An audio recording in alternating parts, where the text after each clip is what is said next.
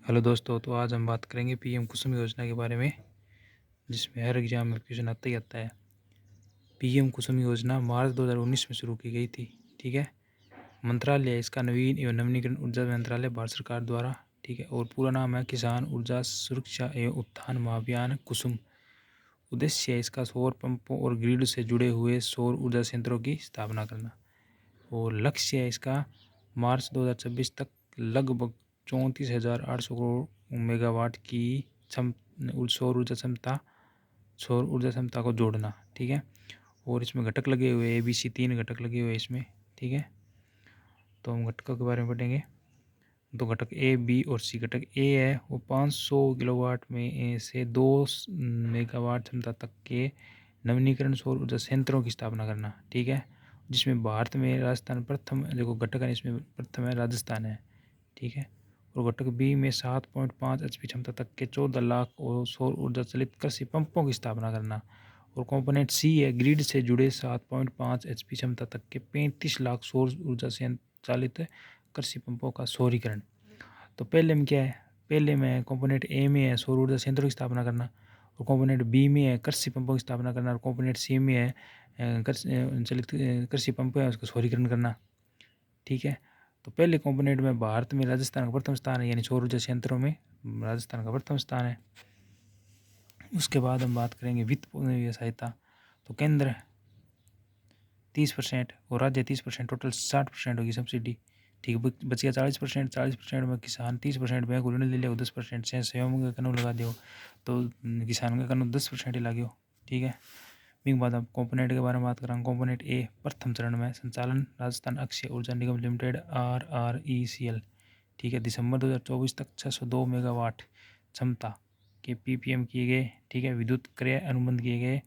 और द्वितीय चरण में संचालन राजस्थान डिस्कॉम द्वारा किया गया। 23 जुलाई 2024 को राजस्थान सरकार के ऊर्जा विभागों के निर्देशानुसार राजस्थान डिस्कॉम में स्थानांतरित कर दिए गए। ठीक है। डिस्कॉम में बांट दिए अलग अलग। ठीक है। और इस चरण में 1000 मेगावाट का लक्ष्य निर्धारित किया गया, जिसमें से JVVNL 335 megawatt, AVVNL 330 megawatt, JDVVNL 335 है, यानी जोधपुर विद्युत निगम लिमिटेड और अजमेर है जयपुर। ठीक है। 335 मेगावाट है जोधपुर वाला। ठीक है। जगह में 2000 प्लस है मेगावाट का लक्ष्य रखे गए। ठीक है। उसके बाद बात करेंगे हम कंपोनेंट B के बारे में। तो सौर ऊर्जा आधारित पंप परियोजना पीएम कुसुम योजना कंपोनेंट B। इस योजना में 3 HP से 10 HP क्षमता तक के सौर ऊर्जा पंप संयंत्रों की स्थापना के प्रावधानों के साथ अधिकतम 7.5 HP क्षमता तक के पंप हेतु अनुदान दिया होगा। ठीक है। और 2024-25 में 25,668 सौर पंप लगाए गए हैं, जिन पर 299.15 करोड़ रुपये का बजट का प्रावधान के विरुद्ध दिसंबर 2024 तक 205.14 करोड़ रुपये व्यय हो गए हैं। ठीक है। यानी कि लगाना कितना बजट में 299.15 वो का प्रावधान एरविंग है। दिसंबर 2024 तक 205.14 करोड़ रुपये व्यय हो गए हैं। ठीक है। प्रथम सोलर पंप कापड़ियावास जयपुर में इम्पोर्टेंट है भाई। प्रथम कौन सोलर पंप कापड़ियावास जयपुर में स्थापित किया गया। प्रथम solar panel Baloji Kotputli road में लगाया गया। ठीक है। उसके बाद हम बात करेंगे कंपोनेंट B, नहीं कंपोनेंट C। B तो बात कर ली।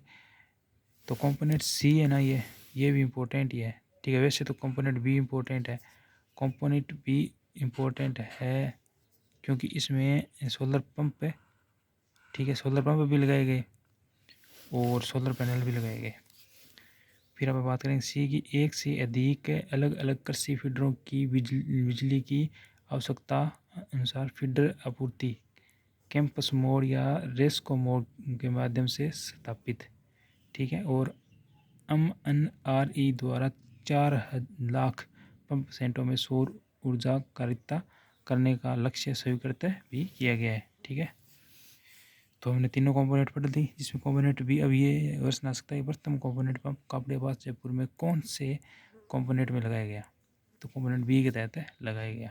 ठीक है। और कौन सी योजना के तहत है,